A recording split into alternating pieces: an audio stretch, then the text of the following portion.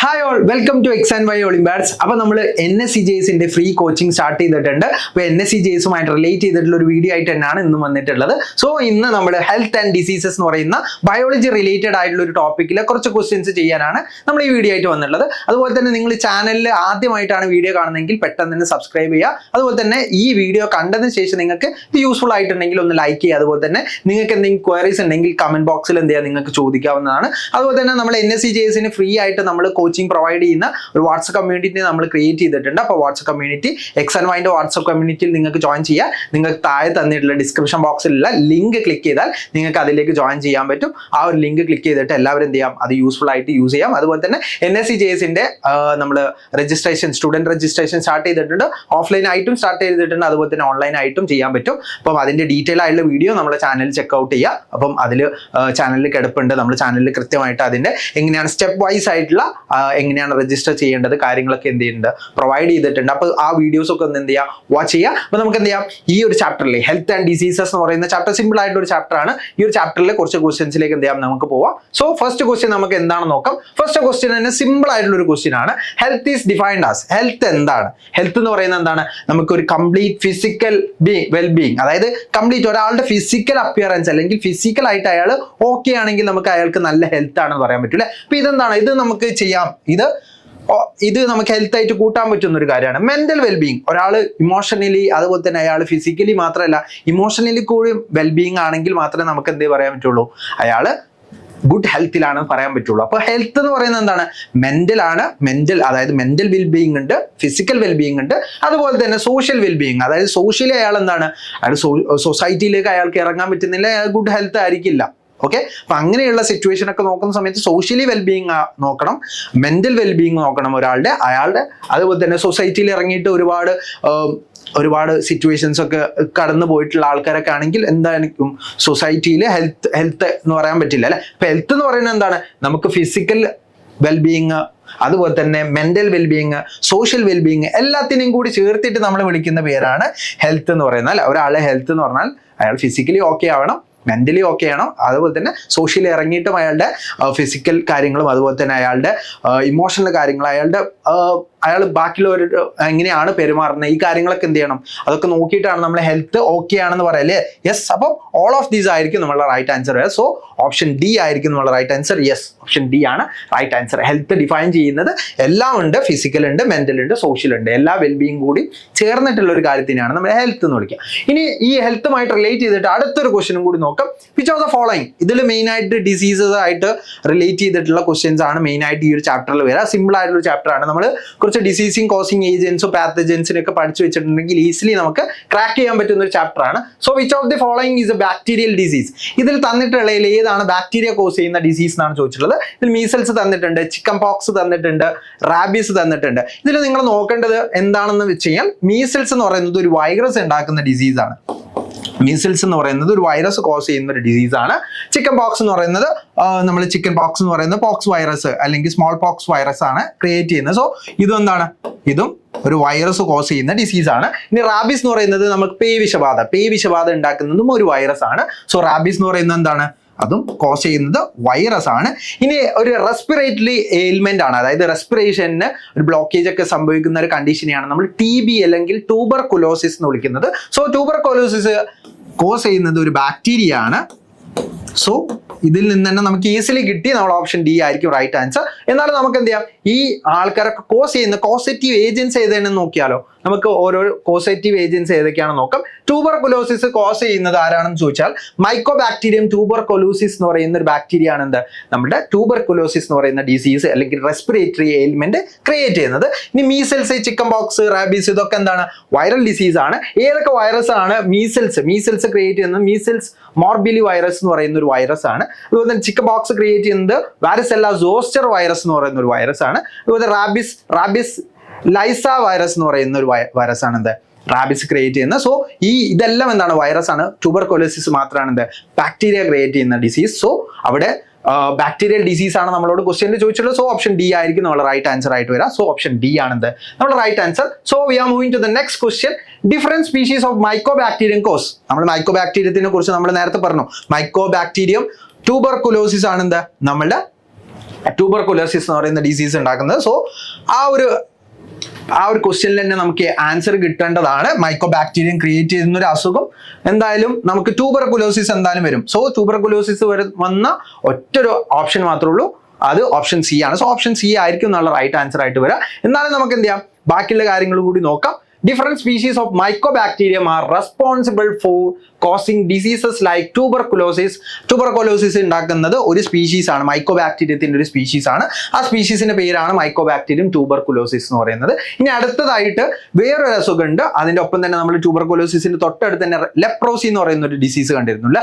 Leprosy എന്ന് പറയുന്ന disease ഉണ്ടാക്കുന്നത് മൈക്കോബാക്ടീരിയം ലെപ്രേ എന്ന് പറയുന്ന ഒരു ബാക്ടീരിയ ആണ്. സോ ഇതാണ് മൈക്കോബാക്ടീരിയം എന്ന് പറയുന്ന രണ്ട് ബാക്ടീരിയ, അതായത് മൈക്കോബാക്ടീരിയത്തിന്റെ ഡിഫറെന്റ് സ്പീഷീസ് ഉണ്ടാക്കുന്ന രണ്ട് ഡിസീസസ് ആണ് നമ്മൾ ട്യൂബർകുലോസിസും അതുപോലെ തന്നെ ലെപ്രോസി എന്ന് പറയുന്ന രണ്ട് ഡിസീസും. ഇനി നമുക്ക് നോക്കാം, സിഫിലിസ് എന്ന് പറയുന്നത് ട്രിപ്പോണിമ പല്ലീഡ എന്ന് പറയുന്ന ഒരു ബാക്ടീരിയ ക്രിയേറ്റ് ചെയ്യുന്നത്. ഇതും ബാക്ടീരിയ ആണ് കേട്ടോ. സിഫിലിസ് എന്ന് പറയുന്നത് ട്രിപ്പോണിമ പല്ലീഡ എന്ന് പറയുന്ന ഒരു ബാക്ടീരിയ എന്ത് ചെയ്യുന്നതാണ്, ഡിസീസ് കോസ് ചെയ്യുന്നതാണ്. ഇത് കമ്മ്യൂണിക്കബിൾ ഡിസീസ് ആണ് സിഫിലിസ് എന്ന് പറയുന്നത്, അല്ലെങ്കിൽ സെക്ഷുവലി കമ്മ്യൂണിക്കബിൾ ആയിട്ടുള്ള ഒരു ഡിസീസ് ആണ്. ഇനി ഡിഫ്തീരിയ എന്ന് പറയുന്നത് കൊറിനി ബാക്ടീരിയം ഡിഫ്തീരിയ എന്ന് പറയുന്ന ഒരു ബാക്ടീരിയ ആണ് എന്ത് അത് ക്രിയേറ്റ് ചെയ്യുന്നത്. ഇനി വൂഫിംഗ് കഫ് അല്ലെങ്കിൽ പെർച്ചൂസിസ് എന്ന് പറയുന്ന ഡിസീസ് ഉണ്ടാക്കുന്നത് ബോർഡറ്റെല്ല പെർച്ചൂസിസ് എന്ന് പറയുന്ന ഒരു ബാക്ടീരിയ ആണ്. അപ്പോൾ ഇതെല്ലാം ബാക്ടീരിയ ആണ് കേട്ടോ, ഇതിൽ തന്നിട്ടുള്ള എല്ലാവരും ബാക്ടീരിയ ആണ്. പക്ഷെ മൈക്കോ ബാക്ടീരിയ എന്ന് പറയുന്ന ഒരു ജീനസ്, അതിലുള്ള ജീനസിൽ ഉണ്ടാവുന്ന രണ്ട് ബാക്ടീരിയ കോസ് ചെയ്യുന്നത് ട്യൂബർകുലോസിസും ലെപ്രോസിയാണ്. ഇനി ബാക്കിയുള്ള ഒരാൾ കൂടി ഉണ്ട്, ഗൊണറിയ. ഗൊണറിയ എന്ന് പറയുന്നത് സെക്ഷുവലി ട്രാൻസ്മിറ്റഡ് ഡിസീസ് ആണ്.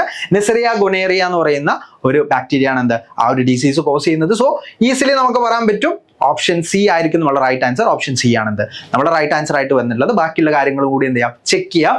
So we are moving to the next question. Which one is not spread by droplet infection? അതായത് നമ്മൾ സംസാരിക്കുന്ന സമയത്ത് ഒരാൾക്ക് ഡിസീസ് കോസ്ഡ് ആയിട്ടുള്ള ഒരാളാണെങ്കിൽ, അല്ലെങ്കിൽ ഇൻഫെക്റ്റഡ് ആയിട്ടുള്ള ഒരാളാണെങ്കിൽ, അയാൾ സംസാരിക്കുന്ന സമയത്ത് അയാളുടെ ഡ്രോപ്ലെറ്റിൽ നിന്ന്, അല്ലെങ്കിൽ അയാൾ സംസാരിക്കുന്ന സമയത്ത് ഒരുപാട് ഡ്രോപ്ലെറ്റ്സ് വരും അല്ലെ, എയറിലേക്ക് ഒരുപാട് ഡ്രോപ്ലെറ്റ്സ് വരും.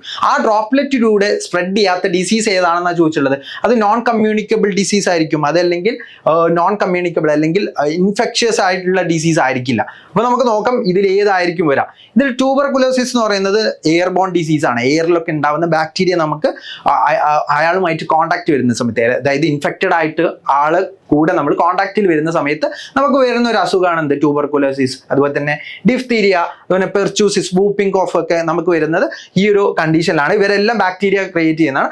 പക്ഷേ നമ്മൾ പറഞ്ഞ ഗൊണറിയ എന്ന് പറയുന്നത് സെക്ഷുവലി ട്രാൻസ്മിറ്റഡ് ആയിട്ടുള്ള ഒരു ഡിസീസ് ആണ്, അതും ബാക്ടീരിയ കോസ് ചെയ്യുന്ന ഒരു ഡിസീസ് ആണ്. സോ ഗൊണേറിയ ആയിരിക്കും നമ്മളെ റൈറ്റ് ആൻസർ ആയിട്ട് വരാം. സോ നമുക്ക് നോക്കാം, എന്നാലും നോക്കാം. Gonorrhoea is primarily is a sexually transmitted infection and is not typically spread by droplet infection. അതായത് ഡ്രോപ്ലെറ്റ് ആയിട്ട് പോകുന്ന സമയത്ത് അതിൽ ഇൻഫെക്ഷൻസ് ക്രിയേറ്റ് ആവില്ല. സെക്ഷുവലി കോൺടാക്ട് വരുന്ന സമയത്ത് സെക്ഷുവലി ട്രാൻസ്മിറ്റഡ് ആയിട്ടുള്ള ഒരു ഡിസീസ് ആണ് എന്ത് ഗൊണേറിയ എന്ന് പറയുന്നത്. ഇനി നമുക്ക് നോക്കാം, tuberculosis, diphtheria and pertussis or whooping cough can also be spread through respiratory droplets. അതായത് നമ്മൾ ശ്വസിക്കുന്ന സമയത്ത്, നമ്മൾ എക്സൈൽ ചെയ്യുന്ന സമയത്ത് നമ്മുടെ ഡ്രോപ്ലെറ്റ്സിലൂടെയൊക്കെ സ്പ്രെഡ് ആവാൻ ചാൻസ് ഉള്ള ഡിസീസ് ആണ് ഡിഫ്തീരിയ, അതുപോലെ തന്നെ ട്യൂബർകുലോസിസ്, അതുപോലെ തന്നെ വൂപ്പിംഗ് കഫ് അല്ലെങ്കിൽ പെർച്ചൂസിസ് എന്ന് പറയുന്ന ഡിസീസ്. സോ നമ്മൾ ഓപ്ഷൻ ഡി ആയിരിക്കും നമ്മളെ റൈറ്റ് ആൻസർ ആയിട്ട് വരാം. ഗൊണറിയ എന്ന് പറയുന്ന ഓപ്ഷൻ ഡി ആണ് നമ്മൾ റൈറ്റ് ആൻസർ ആയിട്ട് വരുന്നത്. ഇനി നമ്മൾ എന്ത് ചെയ്യണം, അടുത്തൊരു ക്വസ്റ്റ്യനിലേക്ക് പോകണം.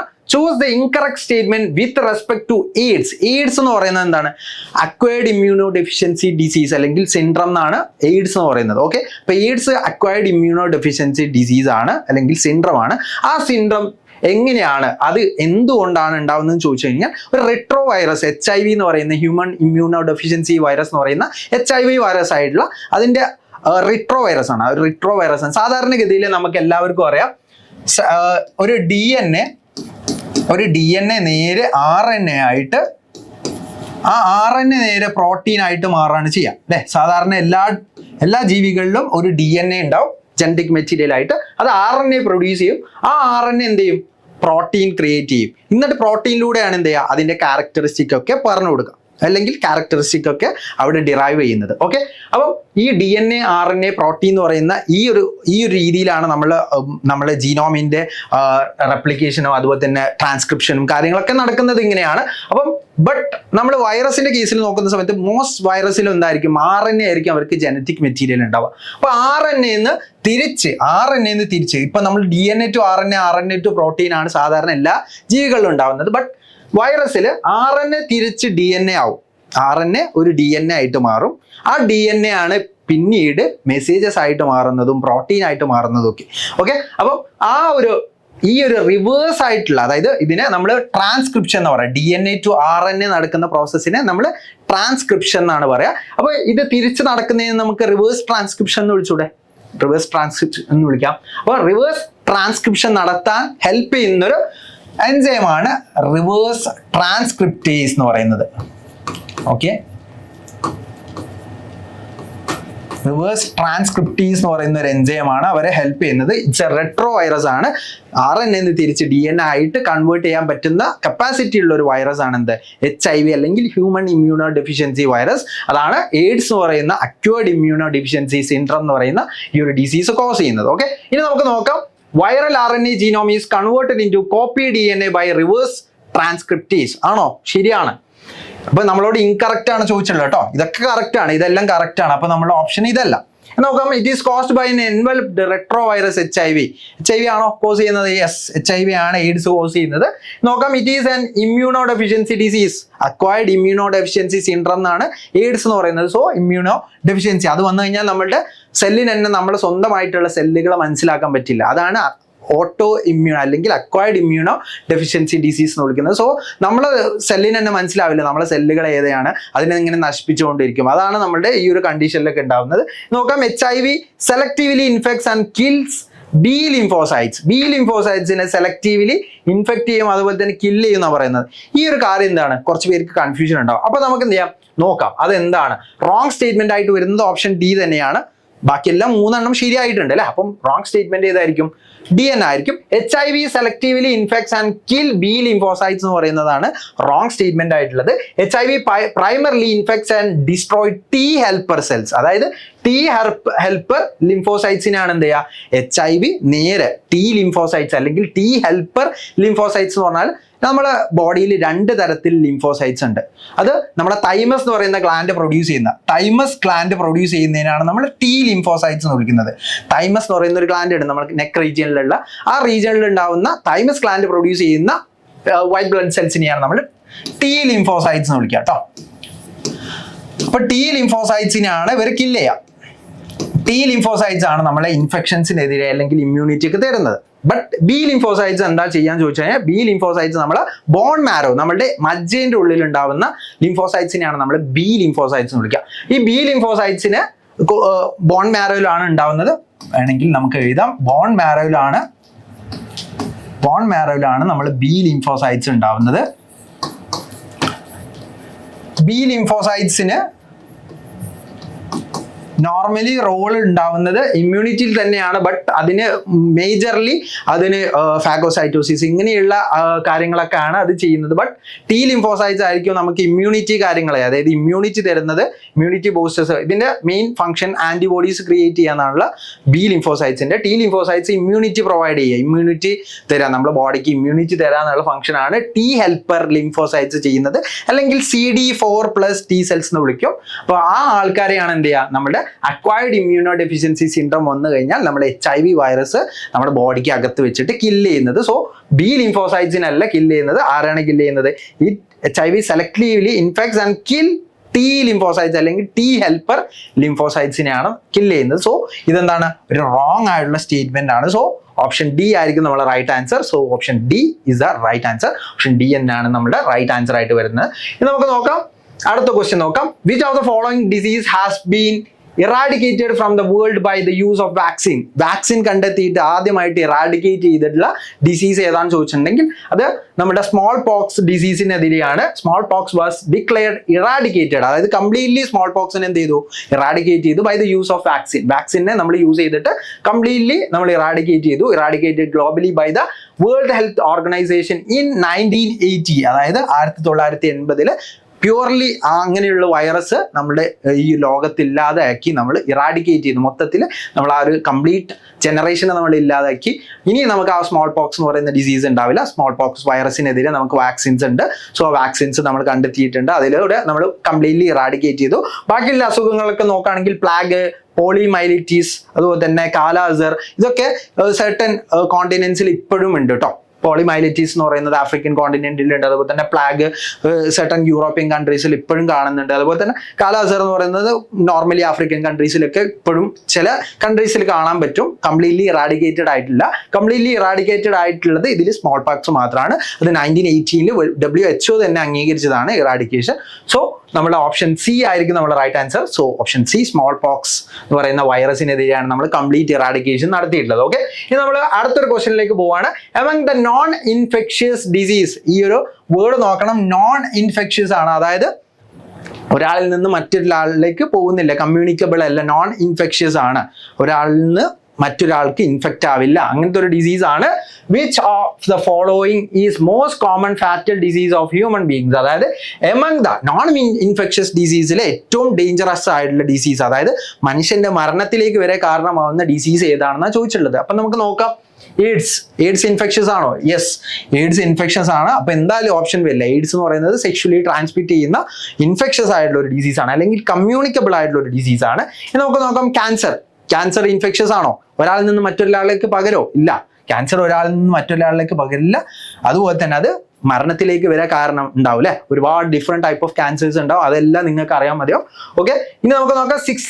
സിസ്റ്റിക് ഫൈബ്രോസിസ് എന്ന് പറയുന്നത് നോൺ ഇൻഫെക്ഷ്യസ് ആണ്, അതായത് ഒരാളിൽ നിന്ന് മറ്റൊരാളിലേക്ക് പോകില്ല. But it is A genetic disorder, അത് ജനറ്റിക് ആയിട്ടുള്ള ഡിസോർഡർ ആണ്. ലങ്സിന് അതുപോലെ തന്നെ ഡൈജസ്റ്റീവ് സിസ്റ്റത്തിനൊക്കെ എയിൽമെന്റ് കൊടുക്കുന്ന, അല്ലെങ്കിൽ അതിനൊക്കെ ഒരുപാട് ഇഷ്യൂസ് വരുത്തുന്ന ഒരു ഡിസീസാണ് സിസ്റ്റിക് ഫൈബ്രോസിസ് എന്ന് പറയുന്നത്. It's A genetic disease. But ഇത് മോസ്റ്റ് കോമൺലി ആയിട്ട് എല്ലാവർക്കും കാണാൻ പറ്റില്ല. ക്യാൻസർ പോലെ മോസ്റ്റ് കോമൺ ആയിട്ടുള്ള ഡിസീസ് ഒന്നല്ല സിസ്റ്റിക് ഫൈബ്രോസിസ് എന്ന് പറയുന്നത്. സോ സിസ്റ്റിക് ഫൈബ്രോസിസ് എന്ന് പറയുന്നത് എന്താണ്? ഒരു നോൺ ഇൻഫെക്ഷ്യസ് ആണ്, ബട്ട് ഫാറ്റൽ കണ്ടീഷനിലേക്കൊന്നും കോമൺ ആയിട്ട് നമ്മൾ കാണാറില്ല. സോ ഓപ്ഷൻ ഇതും റൈറ്റ് അല്ല. ഇനി നമുക്ക് നോക്കാം. അടുത്തൊരു ഓപ്ഷനും കൂടി ഉണ്ട്, കോളറ എന്ന് പറയുന്നത് മോസ്റ്റ് കോമൺ ആയിട്ടുള്ള ഇൻഫെക്ഷ്യസ് ആയിട്ടുള്ള ഒരു ഡിസീസ് ആണ്. ഇൻഫെക്ഷ്യസ് ആയിട്ട് ഒരുപാട് ആൾക്കാരെ മരണത്തിലേക്ക് വരെ എത്തിച്ചിട്ടുണ്ട്. നോൺ ഇൻഫെക്ഷ്യസ് അല്ല, ഇൻഫെക്ഷ്യസ് ആണ്.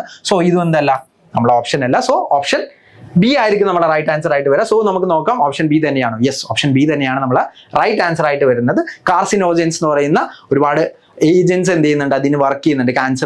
ക്യാൻസർ നമ്മളെ ശരീരത്തിലേക്ക് കൊണ്ടുവരാൻ വേണ്ടിയിട്ട് നമ്മൾ കഴിക്കുന്ന ഫുഡിൽ വരെ പലതരത്തിലുള്ള കാർസിനോജൻസ് ഇപ്പോൾ അടങ്ങിയിട്ടുണ്ട്. അപ്പൊ എല്ലാവരും ഫുഡൊക്കെ കഴിക്കുമ്പോൾ എന്ത് ചെയ്യുക, നോക്കിയൊക്കെ കഴിക്കുക. Okay, so we are moving to the next question. Internal bleeding, muscular pain, fever, anaemia and blockage of intestinal passage are the common systems of, അതായത് ഇന്റേണൽ ബ്ലീഡിംഗ് ഉണ്ടാവും. ഇന്റേണൽ ബ്ലീഡിങ് ഉണ്ടാക്കുന്നത് ഇന്റേണൽ ആയിട്ടുള്ള ഒരു പാരസൈറ്റ് ആണ് internal bleeding ഉണ്ടാക്കുക. അതുപോലെ തന്നെ muscular pain, അതായത് മസിൽസിനൊക്കെ പെയിൻ വരും. മസിൽസ് നിൽക്കുന്ന സ്ഥലത്തേക്കൊക്കെ എന്ത് ചെയ്യും, ഈ ഒരു പാരസൈറ്റ് എൻട്രി ചെയ്യും. ഫീവർ വരും. മോസ്റ്റ് കോമൺലി എല്ലാ ഡിസീസിനും ഫീവർ എന്ന് പറയുന്നത് ഒരു സിംറ്റം ആണ്.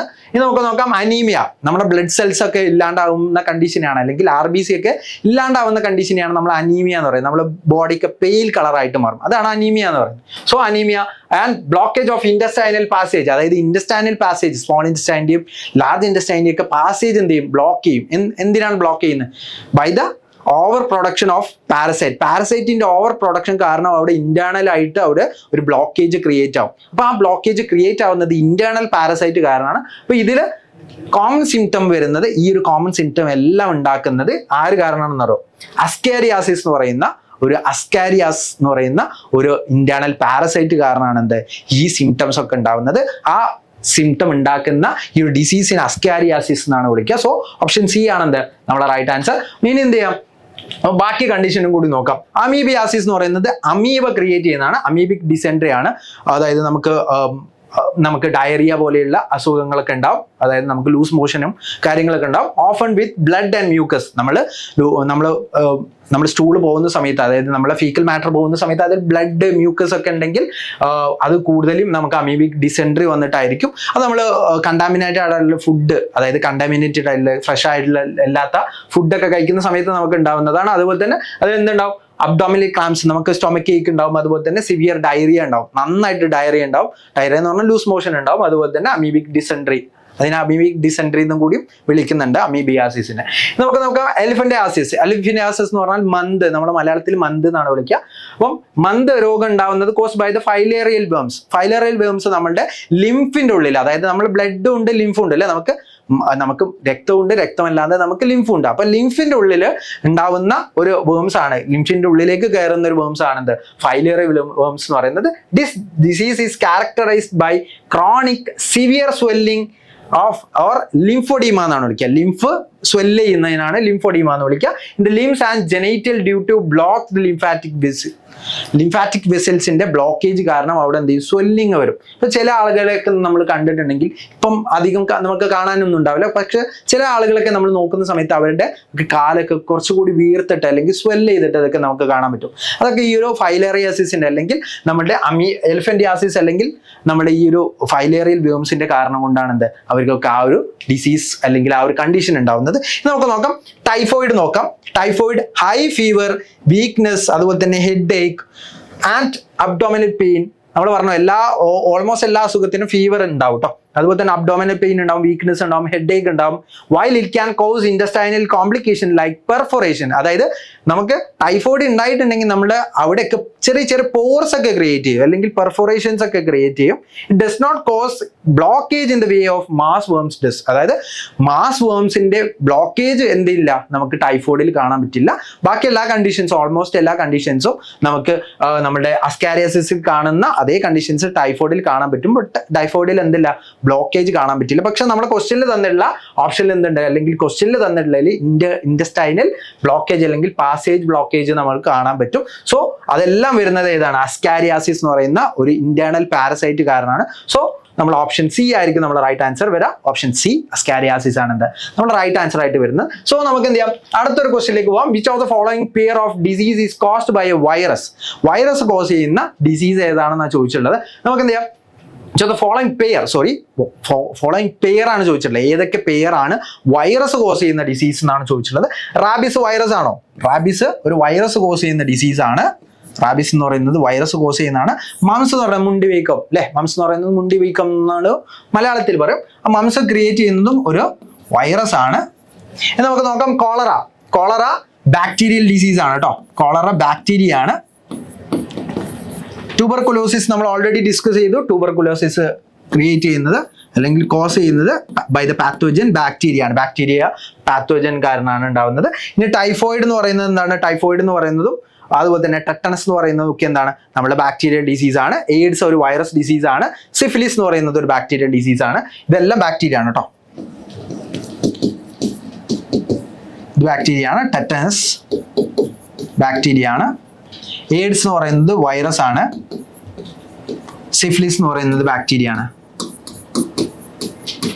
സോ ബാക്ടീരിയ കോസ് ചെയ്യുന്ന വൈറസ് കോസ് ചെയ്യുന്ന പെയർ എന്ന് പറയുന്നത് ഓപ്ഷൻ എ മാത്രമാണ്. എന്നാലും നമുക്ക് എന്ത് ചെയ്യാം, ഇതൊക്കെ കോസ് ചെയ്യുന്ന കോസറ്റീവ് ഏജൻസ് അല്ലെങ്കിൽ പാത്തോജൻസ് ഏതൊക്കെയാണെന്നും കൂടി നമുക്ക് എന്ത് ചെയ്യാം, ഒന്ന് ചെക്ക് ചെയ്ത് നോക്കാം. റാബിസ് കോസ് ചെയ്യുന്ന റാബിസ് ലിസ വൈറസ് എന്ന് പറയുന്നൊരു കോസറ്റീവ് ഏജന്റ് ആണ്. മംസ് ക്രിയേറ്റ് ചെയ്യുന്ന മംസ് റുബുല വൈറസ് എന്ന് പറയുന്ന വൈറസ് ആണ്. സോ ഇത് രണ്ടും വൈറസ് ആണ്, നമ്മൾ ഓൾറെഡി ഡിസ്കസ് ചെയ്തു. ഇനി കോളറ ഡിസീസ് കോസ് ചെയ്യുന്നത് ആരാന്ന് ചോദിച്ചാൽ കോളറ ട്യൂബർകുലോസിസ്, അത് നമ്മൾ ഓൾറെഡി പറഞ്ഞു. ബോത്ത് ആർ ബാക്ടീരിയൽ, രണ്ടാളും എന്താണ്, ബാക്ടീരിയ ആണ്. വിബ്രിയോ കോളറ എന്ന് പറയുന്ന ആളാണ് കോളറ ക്രിയേറ്റ് ചെയ്യുന്നത്. മൈക്കോബാക്ടീരിയം ട്യൂബർകുലോസിസ് എന്ന് പറയുന്ന ഒരു ബാക്ടീരിയ ആണ് നമ്മൾ ട്യൂബർകുലോസിസ് ക്രിയേറ്റ് ചെയ്യുന്ന. ടൈഫോയിഡും ടെറ്റനസും ബോത്ത് ആർ ബാക്ടീരിയൽ, അതും എന്താണ്, ബാക്ടീരിയൽ ആണ്. സാൽമണല്ല ടൈഫി ആണ് ടൈഫോയിഡ് ക്രിയേറ്റ് ആകുന്നത്. അതുപോലെ ക്ലോസ്ട്രീഡിയം ടെറ്റനി എന്ന് പറയുന്ന ഒരു ബാക്ടീരിയൽ ഏജന്റ് ആണ് എന്താ നമുക്ക് ആ ഒരു ടെറ്റനസ് എന്ന് പറയുന്ന അസുഖം ഉണ്ടാവുന്നത്.